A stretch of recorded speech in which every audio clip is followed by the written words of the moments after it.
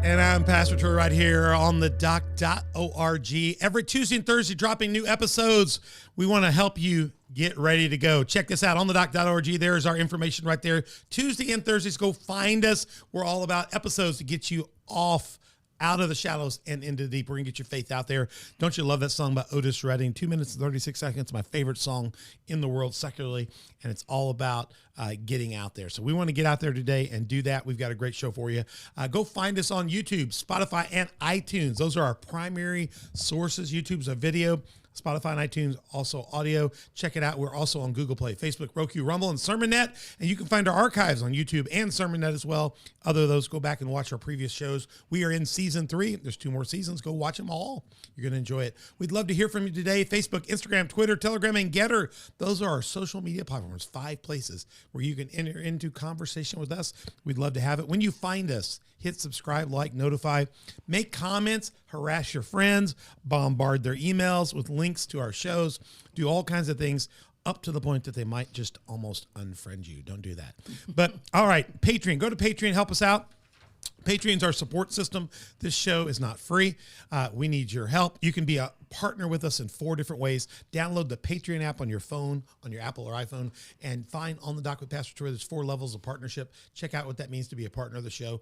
And there's 3 ways you can sponsor. If you have a Christian business, an organization, a church, and you want to be a sponsor of the show, we have 3 levels. And there's different things we'll do with you and partner with you through the show to help make that a good decision for your business or organization. Also, we're partnering now in this season 3 with our new and first affiliate partner. We got other affiliates coming down the line, but it's slnt.com, promo code OTD. If you go to that site and you take a look at their stuff and you put in promo code OTD, you get our discounts, some shipping deals, and you can also go directly to our page at www.slnt.com/discount/OTD. We'll tell you more about that at the end of this broadcast. And right here on my set, my phone is in the Faraday bag. You've been listening to our shows. You know why we need this in here, because Google and China and several other countries are listening right now, but they can't hear me. They heard us, and that's how we found SLNT. Google told them what we were doing in here on a closed set studio, and they contacted us. And, well, not anymore. Go to SLT, find out about that. Go to onthedoc.org. You can go to our website to find out all our links to all our platforms, find out more about Patreon, this, and get there. If you got questions, if I've just confused you, email us at info@onthedoc.org. And a more rational person, Donna Korniski, our executive producer, will help you sort this out. She's much more reasonable. She was a stunt double in here for Mother Beth just a few minutes ago. Mother Beth was out doing her coffee and tea service for our guests who are great friends of ours. I'm Pastor Troy. I'm your handsome host. You notice in that shot, I'm not wearing black there either. So I guess I could start wearing some other stuff. Beth says it makes my eyes blue. Got Mother Beth with us in her summer hair on the clip's got her summer hair, but she's wearing winter hair. And it's the same hair. It's just because I've been outside. So it makes it lighter. Yeah. I don't do anything different. Yeah, she puts it in. Donna Korniski's over there on our tech booth today. She has no microphone because you have not become a partner through Patreon and given us enough money to buy her a microphone yet. So we are working on that. If you will go be our sponsor or partner today, or go to SLT, buy some of those Faraday products, we will take that money and we will hashtag bring Donna back. We will get her back. We're going to get a microphone in here. We're in a special series. I'll let Donna come over here. Donna did. She sat in with you. I know. She can come over now. Yesterday we were shooting, and my thing here was clipping Beth's face, and it didn't bother me. I hadn't noticed it yet, but then Beth griped at me. No, it didn't bother me. Yeah, you griped it, but you. No, it was Donna. Donna said, I can't see Beth. I understand that, but then you said something about it. When you say it didn't bother me, it's a lie from the pit of. Not in this case. It wasn't. Yeah, and then what the problem is, I'm OCD, so once I notice it, it's over with. And That's the problem. So Beth slipped out of here. Donna came and got the seat, and her and I kind of worked these arms around until we were good. Changed the camera angle, and we think we can see Beth today. You can see clear today. We're here in a spotlight. We're doing all season 3. We're doing both the Building a Stronger Church series, but we're also doing a series of other special shows. But we're also doing another big super series called Taking It to the Street Spotlight. We're spotlighting businesses, organizations, and people that I think can really change your life that are in our region, and they're people doing unique things, and we want to talk to them, and we want to get their information to you. And I've got with us in studio today one of my special guests, very special friend, Karen Paubel from Highland, Illinois. She I cannot believe this. I'm stunned. She drug her husband here, and look, Kerry Paubel. I got his picture up, but he's actually on set right now. So I've got Karen and Kerry Paubel. Kerry, in this picture here on the screen, you have not got a damaged head. Your head is normal, and it's not normal. You're losing all your hair, and we understand that. Yeah, that's normal. But on this one, you got looks like a frying pan indention mark that you're covering up. Right. So is that what it took for Karen to get you down here? He drove down from Highland, Illinois. It's snow and icy. She said, "You got to go where?" Yeah. There's no easy way to get here from Highland. You have to go like an L. There's no direct path. It's all bad. So I've got Karen and Kerry Paubel here on the set. Karen is very special. Kerry's just kind of special to me. He's just kind of semi-special. Yeah. But the more you hear Karen today, you're going to find out how really he is special. All of you, of course, know Beth's the real special person, right? Everybody knows that in our church. So it's like the man behind the woman. Beth's the woman behind the man. So, guys, glad to have you on set. Karen, welcome to On the Dock. How are you doing today? I'm doing great. Yeah, we made you nervous yet? No, just relax. See me kicking back. I've done the introductions. I can relax now. All my work's over till I got to close. Even Donna there's got her fingers clasped and she's relaxing. She can answer plumbing calls or whatever emergency's going on. Everybody, her husband runs a plumbing business, and right now, I mean, everything's exploding. It's like grenades. Yeah. We know you run it. We have no clue. Rick is just the plumbing monkey. He's the labor. Yeah, he's the labor. Yeah, we have no doubt about that. Donna, no doubt about that. She's managing everything. You go here, be here. She's the head coach. I understand that. Kerry, welcome to On the Dock. Glad to have you here. Thanks. Sorry for the forced labor that you were forced to drive down here. Glad to have you here. He had a beautiful he's got his hat on the table. Looks great. We make him put these headphones on so he can actually hear me.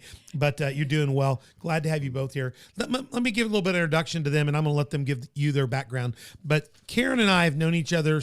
Karen, when did we meet? Was it 19? Y'all were there at the very beginning, right? Yes. Yeah, 95? Was it like 95? The first service at Christmas. Was it 94?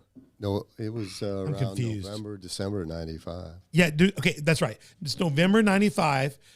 We did some meetings in September 95. We did the park stuff, and then we started right there toward the beginning of Advent.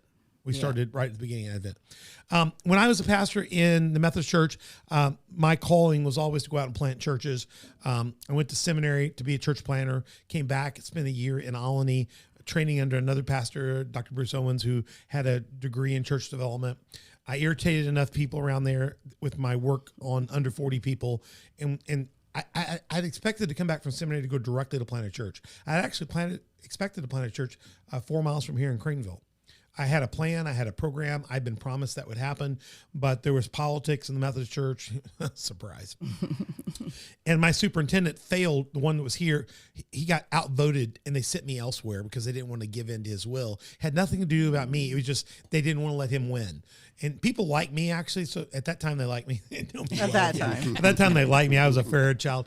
And they sent me to Alany, and they kind of sent me there because they said, well, this guy will help him. We'll get him ready for this, and we'll deal with Roderick, and we'll check him, and then we'll send him where we want to start a church when he's ready. So I got there for a year. I really excelled. The pastor there said, you need to be planting a church. You're well-equipped, and I'm going to give you everybody under 40. Here's what I'm going to do. Everybody under the age of 40, you're going to be their pastor in this church. You're going to run all programs. He says, I said, what do you got for him? He says, nothing. He had no decent nursery. He had no children's church. He had nothing. Over the course of a year, we took in about 150. He said, if you bring them in, you take them in. If you lead them to Christ, you baptize them. At the end of a year, we had taken in about 150 new people into that church. The church was packed. And it was all people under 40. Beth and the team had helped start a children's church. We'd redone the nursery. We were doing a singles group and a young adult group and youth group and everything else. And the church was exploding. My next door neighbor church was Shane Bishop at Sumner, Beulah. Him and his wife, Melissa Bishop, lifelong friends of ours, our best man and our team that got us married. We would not be married if Melissa hadn't hooked us up in our first blind date experience. So Beth and Melissa grew up together. So we were pastoring just a few miles from Shane and Melissa, our dear friends. My brother in the Lord, his dad's my spiritual mentor. Shane's my brother in the Lord that led me to Christ. And and we wouldn't be there without them. What's funny is we went to seminary right before that, and we pastored the same church as they pastored. So they'd only been back from seminary for 2 years when we got there. They were exploding their church. It was a little country church, and it was growing. We got there, and things were going, and people were asking, why do we need our senior pastor? Everybody coming in the church is Troy's. They kept saying, well, let's get rid of Bruce. We need Troy. I thought, oh, man, it's not what I want. That's no, never good. It's never a that's good not thing. good thing. The good thing was I didn't go to any meetings, no trustees, no pastor pairs. I didn't go to any junk stuff because he said, I'll take care of all that. You just do fun ministry. We're getting you trained. And so Bruce let me just go do ministry. It was so fun. I didn't have to do all that United Methodist stuff. I just dealt with people, and we led so many people to Christ, had so much fun, had a great experience, but it began to cause a little bit of problems. And Melissa Bishop was friends with John Annable, the superintendent up there, said, you guys are stupid. You need to let Troy go start that church. And are you going to end up taking that church over? You're going to have more problems. It's not fair to Bruce, not fair to Troy. And John Annable called me in and said, Melissa convinced me you need to go start a church. And so they said, we're not going to let you go to Craneville because we're still mad a year later at Roderick, but there's a place called Highland, Illinois. Would you go look at it? They're saying people over there want a church. We think you could do it. So I went with Shane. We drove over, looked over your town, Highland. We drove all over, spent the day there. Driving back, Shane and I talked about the possibilities were really cool. And we even talked about that I really believe that town could use the hope that we could bring. And Highland Hope was birthed on that drive home. The name was birthed. Wow. And the vision was birthed. And we went back, and I took the Craneville, Illinois, which is a little town right outside of Carterville. It's between here and Carterville and the Crossroads. A little nothing. It's a little something. I took the proposal written for them with their demographics and changed every word from Craneville to Highland. I changed nothing on the demographics. They're not their demographics, but they were close enough. The same kind of up and coming. I resubmitted to the cabinet, and they approved the exact same thing. The cabinet called me and said, "We're going to let you go and do that. We're excited about that." So Annable called me in and said, "I want to send you there." And I said, I won't go. He said, you won't go? I said, Dr. Roger McLean sent me to seminary 3 years ago, believing me to come back. I wrote the proposal for him, put it through, and you guys, he was African-American, he's from Guyana. I said, you guys have done him wrong, and he wants the best for me and all this stuff. And he's told me to go, but I don't think it's fair. It's his plan, and you guys are this is a game. And I said, I'm not going to go till somebody calls him and apologizes to him and asks him, is it okay? So John Annable said, are you kidding? I said, no, I'm not kidding. I said, I'm not starting this vision that's mine, but I partnered with him without him releasing me. And so he got on the phone and called Roderick. And Roderick said, my brother, my battles are my battles. Your calling is your calling. I want you to go and do your very best there. You're released. And he released me to go, and I went to Highland. So I wouldn't go until I could do it right. I wanted to be free to go, and he blessed me. And Roderick's been my fan to this day. You know, I don't believe you climb over the back of others to go places. I believe you do things the right way. Yeah, and he was a big part of helping you plan that. He loved me. He helped me work through it, and later on he gave us he left the conference here and went to work for the Global Board of Ministries in Mission Education. Ended up giving us a big grant to do a study that helped us start our next church, and he's been our friend for a long time. Mm-hmm. So Karen, we met you guys when we came over there on a vision and a call to start a church, and you guys were one of those first families who were a part of our church. So tell us a little bit about how you got to Highland. Give us a little bit about your background and we want to hear from both of you on that. How you were raised. We want to get into your background because each of you have different backgrounds, and then you guys kind of merged. And you guys, I will say this up front: the first show here is going to be we're going to get a little bit about their background, a little bit about their history, because Karen is a weird critter. I'm just telling you, and Kerry's a weird critter too. And when you put two weird critters together, what you get is an extraordinary critter, and they have an amazing family. So we're going to talk about them and their family here. But in the second show, we're going to delve into what I think her greatest value is, and that has been being an advocate for me before the Lord for a long time and other leaders in ministry. You do not want to miss this, because if you're a pastor, if you're in ministry out there, if you are somebody that's a prayer warrior out there, you listen. I want you to hear about where they came from, because you need to hear the foundation of it. And then when we get done with that, listen, I want to explain to you that sometimes it's the people you never see that are the most critical people in your life in doing ministry. And you may be somebody out there that thinks, I've got a call to pray. I really have that gift of intercession. Hey, Lucas, come on in, buddy. I have that. I told him, and we introduced you that Lucas might show up. So we were hoping that, when you're in ministry, there's people out there that have a critical ability to pray and a critical ability to a gifted ability to intercede and hear from God, and you don't think you're being used. She's going to show you how you can be so effective that you can change lives, just not here. I think through Karen, lives are being changed around the globe every day. So you've been absolutely, let me say this to you, Karen, and Kerry, through y'all's work, you've been an absolute extension of everything Beth and I've done since I met you. So everything we've done, everything I've done is an extension of what Shane did and Melissa did in planting seeds in us, and what Fred has done in planting in me. But when I met you at Highland, that's been added to that. So there's nobody that I've served or pastored or led or will lead that you aren't an impact player in that game. So you've been a most valuable person in my life and my team. So I'm excited about that. Tell us a little bit about, how did you grow up? Where did you grow up? And we'll get to Kerry next. Well, I grew up Catholic. And you grew up Roman Catholic? Yes. Oh my goodness. I knew that. So I went to Catholic grade school, and my dad was a prayer warrior. His mom, where at? St. Anne in St. Louis, right by the airport. In St. Louis. You're a St. Louis Catholic. Okay. Yes. And so, staunch St. Louis Catholic. and my dad's mom died when he was 13, and he left home, and he was a prayer warrior. And my dad, we prayed, and he always read the Bible and impacted my faith. So you know what? I don't think I knew. I didn't know think I that missed either. That so your somehow. prayer roots come from your dad's side. Mm-hmm. Yeah. And my grandma, and I have such a heart for healing and praying for healing. You do, healing absolutely. ministry. My grandma, I was probably like 10 or 11, and she had cancer. They told her to go home, breast cancer spread all over her body. Told her to go home. My dad prayed for her. There was glowing light over her. She went home, but nobody had the courage to tell her she was going to die, and she was terminal. And he prayed for her, and 12 years later, she died of a heart attack. And so I cannot get off of healing and just believing. And just my father would always, every morning he'd read the Bible. It wasn't really a home that we were more, with the Catholic, the training in the faith. And, we went to church every day of our lives and in the Catholic grade school. But his impact that Bible was important, that he would be reading it every morning. So he really had the impact of and when I was in second grade, this is how I became a prayer warrior. When I was in second grade, there was a nun who was like, you can talk to God. I was married too, but you can call on heaven and you get answers. And I'm looking around like, I love free. I'm a resources person. And I'm like, what don't you guys understand about that? She turned my life a prayer, and I'd pray and God would give me things. I'm thinking, what don't you guys get? The creator of heaven, we can get things.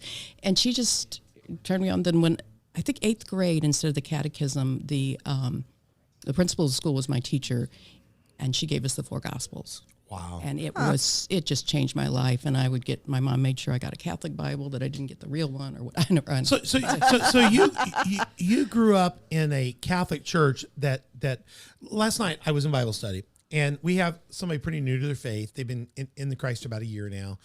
I see them growing. They were asking their growing questions. And last night we came back from our 4-week break, and she asked that big, she asked that next level question. She says, what the Pope's done recently with blessing same-sex marriages and this stuff and this stuff. Pastor, according to what I'm reading, what I'm understanding, that's apostate. That's against the Bible itself. That's going to cause a real problem in the church. And I said, you would think so, wouldn't you? You hope so, right? She said, that's a problem, isn't it? I said, well, and they kiss his ring. I said, well, he's the vicar of Christ, means he's the representative of Christ. But what do you think? Do you think he's representing him right now? And she said, no, he's not. I said, I said, I want everybody here to understand the Catholic Church is in trouble, but the Methodist Church is in trouble. This church, there's churches all over the world through times and ages have been in trouble, but there are people in the pews of the Catholic Church that are deeply devoted. Donna, you grew up Catholic, didn't you? Yeah. My mom was Catholic. I went to Catholic college. There are people in the recesses of the Methodist pews that don't know about the fight, that don't know about the disobedience. There's a little old lady that's been there the whole time in the little town. They're not affected by it. And they just got their head down and they're praying in faith. They're reading the Bible in faith. And they just don't even know that the Pope's done this or the bishop's done that. And you're an example that you cannot throw out the whole baby with the bathwater. You got to take a look at the people. A nun changed your life. Yeah. Somebody in doing what she was devoted to doing. And you're saying your dad was a deep reader of the Bible. See, a lot of people think Catholics, they don't read the Bible. When I was 21, I did a Renew program at the Catholic Faith and taught salvation.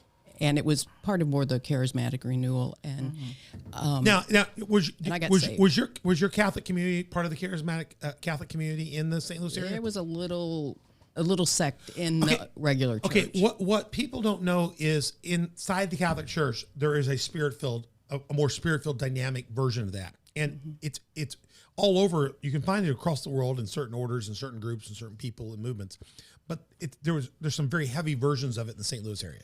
So the charismatic Catholic community was very strong when I started in faith in the Catholic community. So you're saying at least the influence of that and the movement of that had significant impact on your family as well. I got radically saved. I mean, Wow. went to the Bible. I went to church every morning with my Bible. You don't take your Bible to church. You don't. I still had a calling to pray for priests and just people in ministry, and very close, connections with the ministers there, the pastors.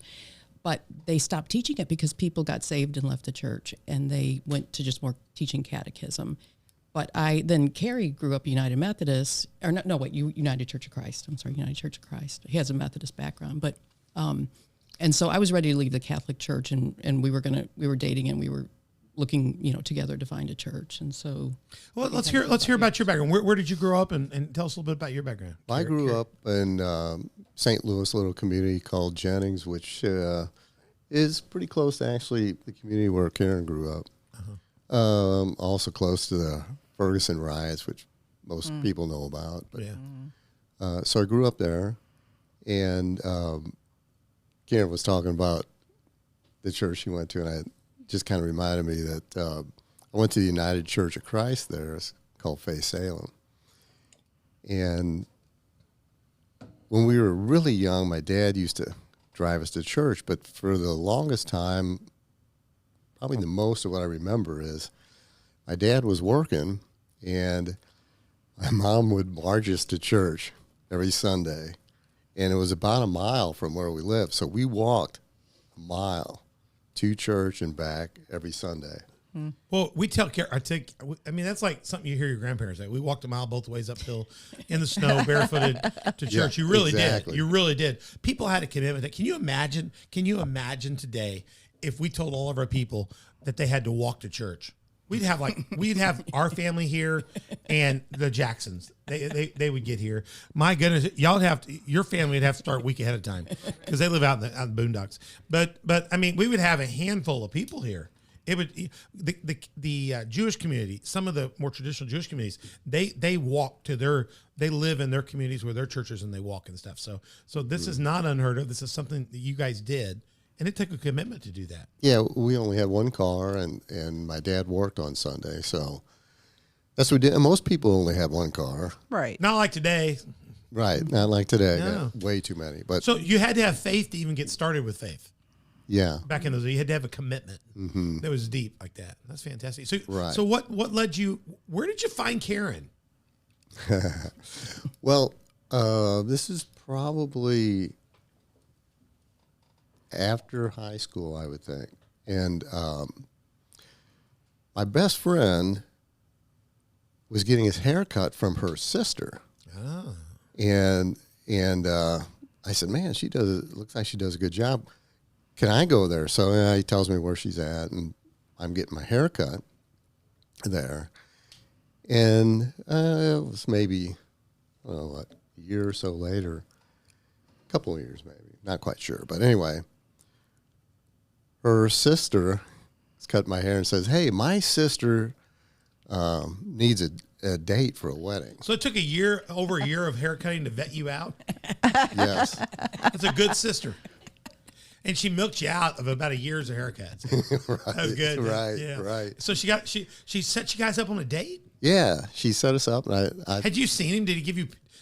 Nobody had a camera in those days, so they couldn't snap a shot. Did your sister say, hey, he's decent looking, or he's got a divot in his head, or you need to feel bad for him?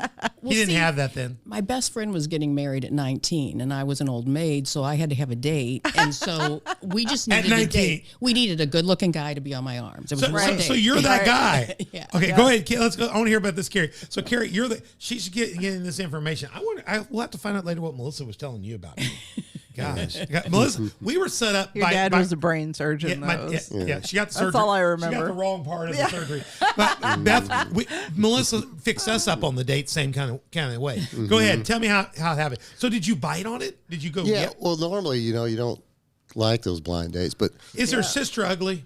No, her sister's beautiful. No. So, yeah, so she's you knew you had a chance. Yeah, You had a good chance. Okay, good. If she's even close to her sister, wow. You think great. This is Yeah, great. Right. This could work. You go like, oh no. If the Yeah. sister's like, if your barber lady's like snaggletooth and looking rough, you're like, Yeah. I think I'm going to be a monk, you know. But you didn't. You buckled. Yeah, and so I just said, well, I called her up, and I thought, well, I just don't want to go to a wedding. I kind of want to know her a little bit. So I We said, did the same thing. Did you? We were supposed to go on a date, and I went over and Yeah. met her ahead of time. We talked. I couldn't handle it. I Yeah. didn't want to show up at some event and just try to go, hey, how's it going? I know. That's how I was. I So- gave her a chance to see me at her. I went by her place ahead of time and introduced myself formally to her. Mm-hmm. And I wanted to give her a chance to say, well, I got to wash my hair. Look at that I fat was at slob. work. You know, Came by my work. I came by her workplace. I was over there on a business call. Thought I'm gonna pop in and see her. And you know, if she doesn't like me, she can get out of it. And if she's got like horns or something, I can run. So so you kind of had a little bit of a pre-connection. Yeah. And so I took her out, and I think we had some iced tea, which I spilled on her. Did I? He spilled the iced tea on you. Do you remember that? It was a terrible date. Yeah. Our I just asked where he worked, and he was like, I work in a building. Like I was trying to be gold digging, like trying to find out like how much money he had. And I thought, oh, this is gonna be a long date. And then he told me He nobody tells him First what of all, to he do. took you out for iced Yeah, tea. iced tea. That's number one. That tells At you McDonald's. he's either poor, cheap, or going to be rich.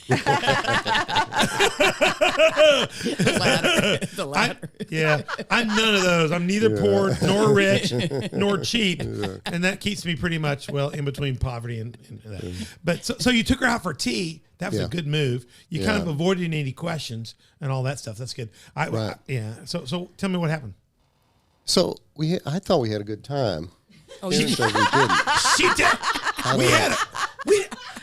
Our first date. So. To be honest with you, we went on another date, but it was fine. I didn't have a bad time. She was a country mouse and I was a city mouse. And I thought he was nuts. I was nuts. I just said this. My words were, "This will never work out," because he just moves too fast. Well, and I would never be able to keep up with him. Listen- I mean, that is listen here. exactly what I said. This will never. Listen, I've never done this on the dock, but listen here. This is you heifer. I don't understand that. Now I No, call you her know that. I I said only that. call my loving wife that because the Bible says, Samson says. That's okay. I If you call hadn't him been heifer. if you hadn't been messing with my heifer, I wouldn't be burning your fields down right now. So I figure the Bible says it is okay. So I had no idea that. Why in the world did we go out again?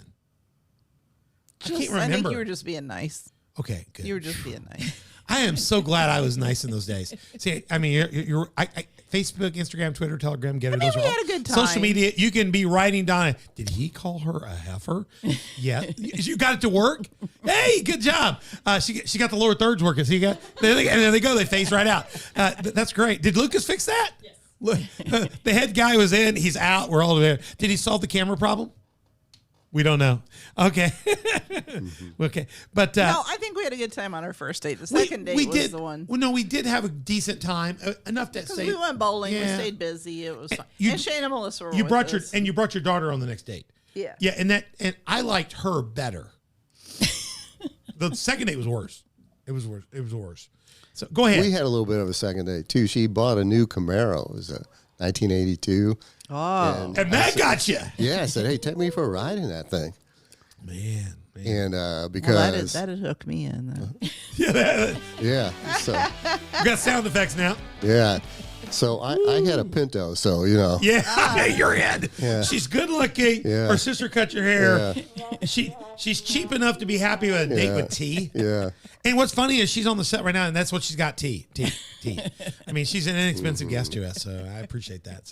So this brand new Camaro breaks down Brand new. on a ride, right? Golly. So somehow we got it to the Chevrolet. We had to go to the wedding in my Pinto. Oh my God! Did she Which get in the car with you? She did. Well, she was liking you because I wouldn't have gotten in the yeah. car with you. I'd have Ubered. So, there was no yeah. Uber in those days, though. Yeah. No Uber. So You went to the wedding. Did you have fun? Yeah, and I'll tell you the most interesting part of this wedding. We're sitting there, and I don't know who this gal comes up. This gal must have been one of Karen's friends. Comes up. This is my kind of like the first date. Yeah. Yeah, T doesn't count. And she says, hey, when are you guys getting married? Yeah. It was This just, is on your second date? yeah. Really? I was like shocked. Like, Yeah. Yeah. did you really ask that? So say that? I just took a couple of seconds. I said, in 4 years, You did? Did you wait 4 years? 8. Hey, Oh. OCD times 2. Right there. That's Kerry. That would fit. That That's would, it. Here's what's funny, Kerry. This is what's funny about this is our second date went bad. And then there was something magical that happened right at the end of it when she followed me down the stairs and cast a spell on me in the name of Jesus. The Lord told her, and I fell in love with her like on the spot at the very end of the date when I thought the date was over and I was away. I was down the steps like, this is over. And I turned around and she came out the porch door and the door slammed and I turned around and I saw Christ in her. Fell in love with her just instantly. When I walked back in, my friend Shane knew I had been a little bit of a horse's butt and really played with. I bowled more with Heather that day than I kind of hung out with her and connected more. And he said, I told him in the day, said, this is not going anywhere. No, we just didn't click. And Shane said, that's fine. He said, I already told Melissa to butt out. He can tell her that, but Melissa does not listen to anybody telling her to butt out. No. Thank you, Melissa. I appreciate that. Somebody's got to have willpower in that family. But literally, she came down, that door slammed. I turned around and fell in love with her. And I walked into Shane's office the next morning about 8:30. We had a coffee scheduled together. And I said, I'm going to marry this girl. oh wow. On my second date. And he looked at me like, are you crazy? You were a butthole last night. You know what I mean? I'm bottom hole. I'm not allowed to say that word. So that's why I got hit. You guys see, you probably didn't get that on camera. Did you have the right camera? Did it show it? I got the wide shot. Wide shot. That could be used in a court of law. Thank you. Yeah. Anyway. So it's kind of weird. The connections here. Mm-hmm. Yeah. Yeah, so that was kind of interesting that gal asked that. 8 years. Never had that You happen. hung out with him for 8 years. Yeah, and my mom would tell me, she said, well, I heard on talk radio if you date somebody more than 2 years, they're not going to marry you. And I was like, nobody else is asking. I'm just trying to figure out why you didn't kick him to the curb and move on. You're good looking. You got a sister out there shilling for you. You've got a Camaro. He's got a Pinto. Now, I want to ask one question. We'll get into some depths of where you guys got the Highland and stuff, because I think the background here is important because I'm learning things really good. Did the Pinto I know the Pinto's smaller and cozier than a Camaro. Mm-hmm. Did you break your car on purpose so you could ride in his Pinto? We want a declaration now. Did you do something to the alternator cap or did you sabotage? You don't buy a car that year. I had a nice white stripe on that Pinto. That's why. I thought we like could that. break news here when Karen would say, it wasn't broke, I sabotaged. I want to ride in his Pinto. That's like, No, but I think I never was looking for somebody for money, but I wanted somebody with a passion for life. And we went to the zoo before the wedding. I think we went to the zoo and I was like, he was talking about starting businesses and different things. And I was like, this guy's marriage material. This guy's like got his head on his shoulder. So it was better. He pulled you in with that deal with a glass of tea. So you guys got married, I guess, eventually. Yeah. Where'd you go to school? Did you go to college and school? Yeah, I went to Jennings High School, which I grew up there, and I went to University of Missouri St. Louis, which is in St. Louis. That's so I right. stayed home, commuted to school, and What'd you end up doing?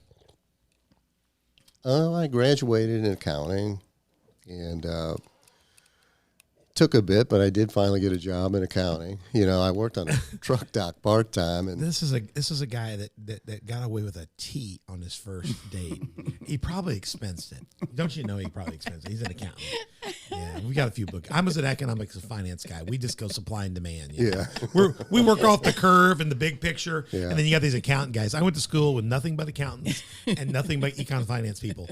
And the econ finance people are like, I think we can do it. And the accountant guy says, no, we can't do it. So no, the curve will come. The money, it's all about cash. So we don't have any cash. Cash going to come in. The accountant's like, you're broke. So you know what I'm talking about? That's the difference, isn't it? Right. Yep. Right. So you're in accounting. You worked your way up. You got in accounting. And what are you doing today? retired. How old are you? Just turned 67. That's what happens when you buy tea on your first date. I just want to say you take care of business. Karen, what are you doing today? You retired? I'm retired. Yeah, I pray. You pray for all you. day. You got married somewhere in there. I'm going to show this picture. I'm going to see if let me see which picture I'm going to show. Gosh, I don't know what to show. I'm going to do this one first because this is not, gosh, I don't have the right one I want to show. This is, gosh, look at the right side here. Okay, here you go. The right side would be, this is after I met the Paubels more in, what year was it we met? What was it? It would be Sarah was born 2000. 2000. It would be 2000. So some of them were born while we were there. So you got to take 5 years off all these kids. That's when I met them, Donna. It's 5 years off the kids on the right. But when I was going to, when we were leaving, I guess we'd probably been in Pawnee by then. Yeah, because we were in Pawnee till 10. So halfway into my Pawnee, this is 2 church starts later. This is their family. This is kind of the family we know, we grew up with. Now, I know their family today because, we've spent time over the years with them. But the left is how old's that picture? That picture's a little old too, isn't it? Because, Karen, the left picture. Is Alex? That this fall? Yeah. Was that this fall? This was. Yeah, look at this beautiful family they've got. I That's this know. fall. That's a Isn't that great amazing? This is what I want you to hear. This is an amazing family. This is like Noah's Ark family. It's a huge family. For you don't know this, Karen, but there's a family called the Burketts in our church. Rick and She Amanda. does know this. She's heard about. Yeah, this I a told you lot. recently about this. But for the entire first 2 years, almost every time I would speak to Amanda, I would start with the word Karen. Karen. And oh yeah, and we always tell them that they're like you guys here. We've been blessed. They're just a loving family. They serve and they're faithful and they know the Lord and they got a family of gold like you guys got.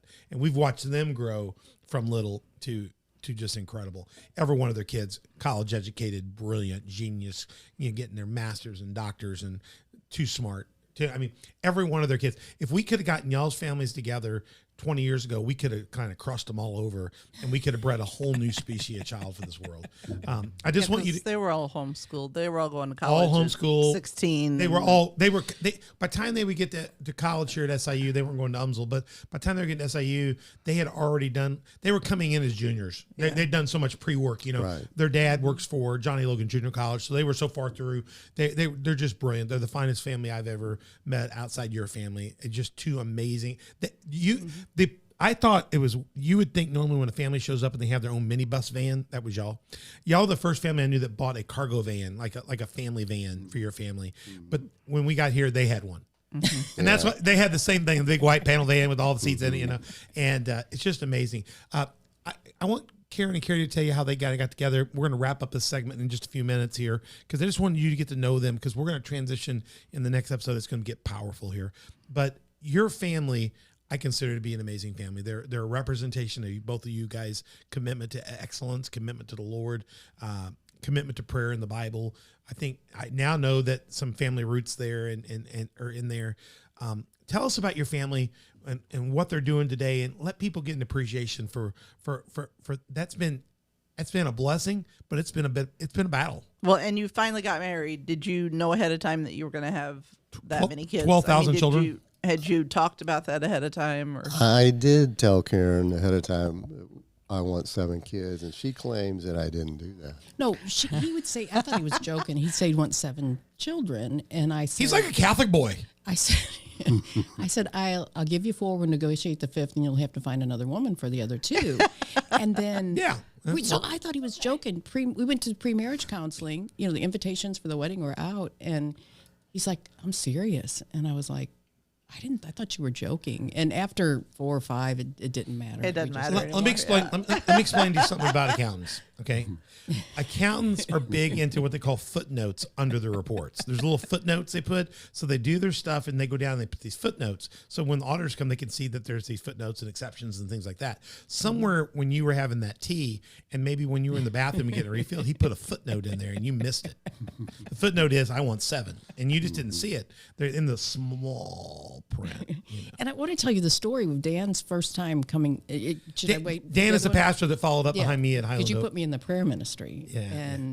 And so Dan was preaching, and I was done. I had Sierra. So you baptized Sierra, our fourth child.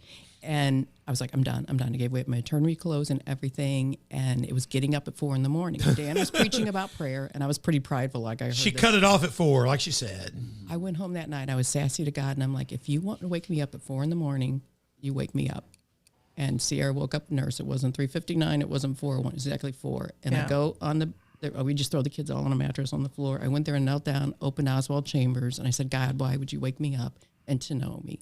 And during that time, God kept saying, I kept seeing myself, is there anything out of your will?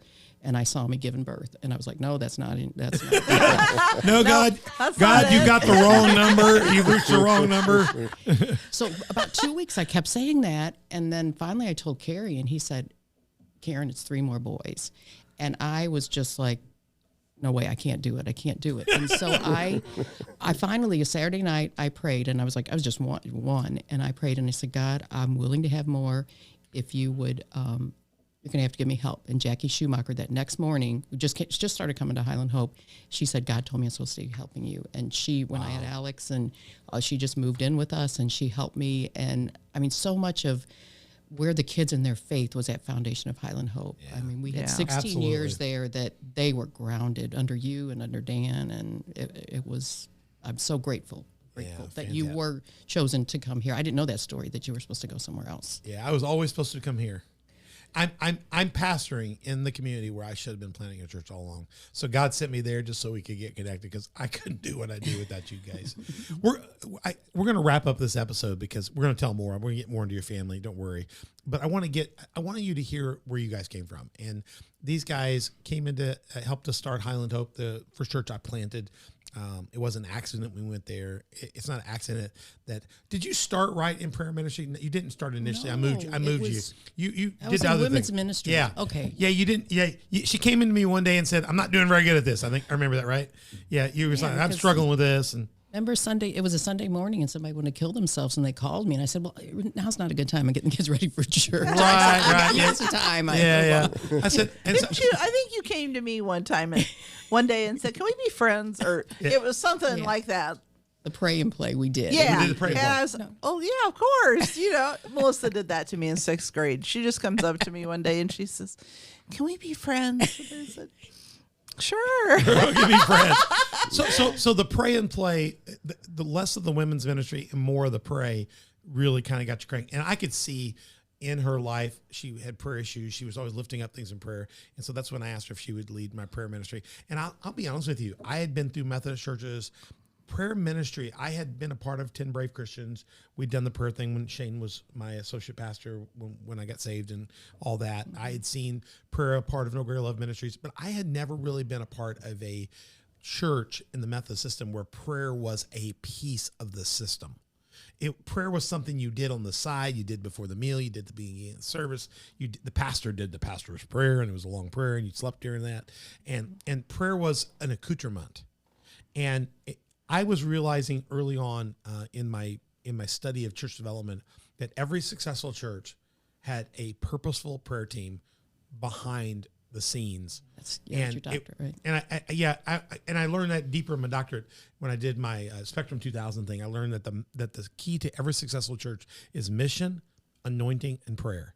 That was the map to a successful church. You have to have a clear mission that you understand, you can follow. You have to have anointing to do that mission, because it may not be, if you're not called to be there, you can't push in it. So it has to be a mission, an anointing to it, and then it has to be covered and grounded and rooted in prayer. And that prayer cannot just, it's got to start in the pastor's life. It's got to be in the pastor's family's life. But when you're out fighting Goliath, you can't be praying. You're slinging and killing. You're going to have people behind the scenes. That's the people behind you that have your back in prayer and that are fighting actually devils you don't even see coming at you. They're almost holding shields for you, and you're focused on Goliath, and there's 12 other things being hurled at you. There's people undermining your ministry. There's people trying to attack your character. There's this and that, and a powerful prayer warrior will call on the power of God and remind God. And they will call those powerful warring angels to be around you. And Karen was called to that kind of ministry, both for the church and intercession and for pastors. And we're going to talk about that specifically in part 2. And I've entitled part 2, Prayer Covering for Pastors and Servants of the Gospel, which is when Karen moved to prayer, she moved from you did adequate job with women's ministry, really. For any Methodist church, it would have worked, but not. Oh, we had a great time. We had a great time. Yeah. But I remember going to your house the first time with the women. It's like Kerry. Your fancy teacups and everything. I was so impressed. Kerry had this dream for 7 kids and more in his life. I had a dream to do more than Highland Hope. I wanted to do greater things. And I had learned that prayer was essential. And when you said, I feel called to do that, I said, I think you need to do that. I think that was a moment where we were both transcended to a different opportunity. And so we're going to talk about this. And I want to tell you, if you don't get anything in this series, come back in the second series, because the second part of the series, because if you are a pastor or minister of the gospel, or if you're somebody that's called to prayer, or you're good at interceding and you have a hunger for the Bible and devotion, and God gets you up and God speaks things to you, not just for yourself, but for other people, you're going to learn a lot about that. I'm going to give you some keys. She's going to give you some keys. And we're also going to talk about, you're going to hear from her, but you're going to hear from me on why her. There are a lot of people that have tried to be my prayer intercessors through the generations. I have cut some people off. I have chopped people off at their legs. I have disarmed people. I have fired prayer warriors. I have never fired Karen. Matter of fact, there were years I didn't hear from Karen for years, and she'd call me just out of the blue and just clean my clock. And she never said anything to me that God had not already told me, here it comes. And then it would be you. Come back in part 2, prayer covering for pastors and servants of the gospel, and it'll be a blessing to you beyond all blessings. On the doc.org, check out all of our episodes. Go back and watch season 1 and 2 and find out more about us. info@onthedoc.org. You can email us, and you can go to YouTube, Spotify, and iTunes to check us out. Check those out. All those ways. And we'd love to hear from you on Facebook, Instagram, Twitter, Telegram, and Getter, our social media partners right there. And hit subscribe, like, notify, comment, tell other people about the show, bug them, say you got to go watch Karen and Kerry. See what Karen did to Kerry's head. Go watch the episode, find out about more of our stuff. We are so excited about that. And finally, we would love to have you as a Patreon partner or sponsor so we could get some more mics and get Donna back on the set. She just has a camera today, no mic, but if you help us out, 4 levels of partnership, 3 levels of sponsorship. Go download Patreon app and find out how you can be a part of this show in many ways. And also, slnt.com is our new affiliate partner for the first time ever. We got others coming. Use promo code OTD or go to our page, slnt.com/discount/OTD. Check out these Faraday bag things. Your key fob gives out a thing. You put your key fob in the small version of this. People can come up to your house, to your porch, steal your key fob signal from outside your window, take your car. They can steal your RFIDs on your credit cards. You can put your RFD holder. There's a place here to put your credit cards, so they cannot skim those off either. And they've got bags and all kinds of things. You're traveling to an airport. If you've got critical information. Kerry was an accountant. You could have critical information, data information on that. You may have research information that's critical. I had a guy tell me the other day he worked for a seed company, and their seeds are product, and they get all kinds of stuff, and they had to encrypt their passwords and change their passwords every 30 minutes because of the protection. And he said, I wish I had this Faraday bag product back then, because there's corporate espionage is a real thing. And then there's just whole global espionage. Go check this out. Get your Faraday bag product that fits you. There's all kinds of different products. Check those out. And if you don't have a church home, we'd love to have you at Community Faith Church. If you're in Southern Illinois, COFTV.com. You guys are living up in Highland, but you watch us regularly, don't you? Right. Yeah, you're on the church. You go everywhere. You go over to Shane's Church, Christ Church, which has been on the show here. Then you come back and watch us, and you watch about 12 different things. You're in church all the time, and now we know why. You grew up in a church. You grew up in a house and went to church every day. It's easy for you to do that. If you don't have a place, we'd love to have you. COFTV.com. We broadcast, but if you're in this area, come find us. If not, in your area, find a church that's godly, preaching the word of God. If you can't find one, reach out to us. We'll help you find one in that region.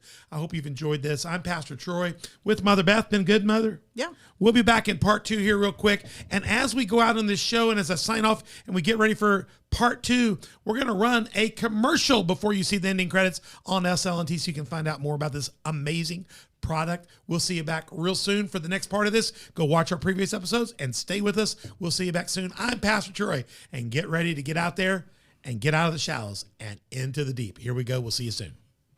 There are more than 8 billion phones in the world, a fact that threatens your privacy, security, and health. With Silent Pocket Faraday protection, you can regain control over your mobile devices. We get it.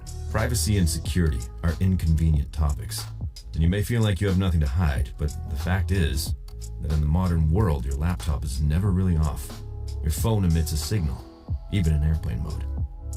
And everything from your passport to your credit cards contains RFID, and all of it contains valuable private information that is easily exploited in the wrong hands.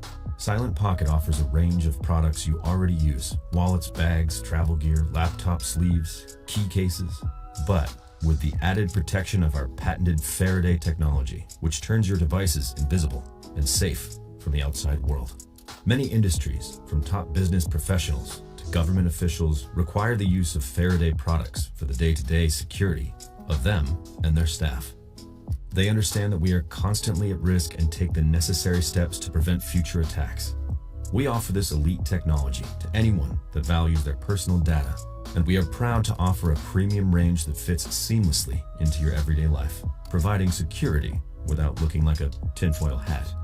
As we learn to live with technology, Silent Pocket stands on the 3 pillars of privacy, security, and health. Our goal is to provide harmony with mobile technology without risking our most valuable information.